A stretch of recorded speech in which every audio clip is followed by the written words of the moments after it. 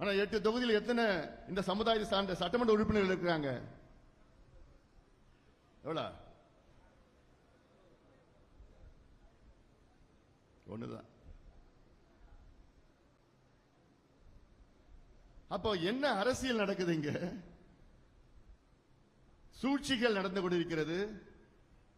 எதுக்கு நான் இதை சொல்றேன்னா, இந்த சூழ்ச்சியை நீங்கள் புரிந்து கொள்ள வேண்டும். இந்த சூழ்ச்சியை நீங்க புரிந்து கொள்ள வேண்டும். திமுக என்றாலே அது சூழ்ச்சி தான். சூழ்ச்சியான ஒரு கட்சி, அது சூழ்ச்சியான ஒரு இயக்கம். அது இந்த வன்னியர் சமுதாயத்தில் தான் திமுக வளர்ந்தது, வளர்ந்து கொண்டிருக்கிறது, இன்றைக்கு ஆட்சியில் இருக்கிறது. ஆனால் இந்த சமுதாயத்திற்கும் ஒரு துரும்ப கூட கிள்ளி போடல திமுக. சமுதாயத்தின் எதிரி திமுக.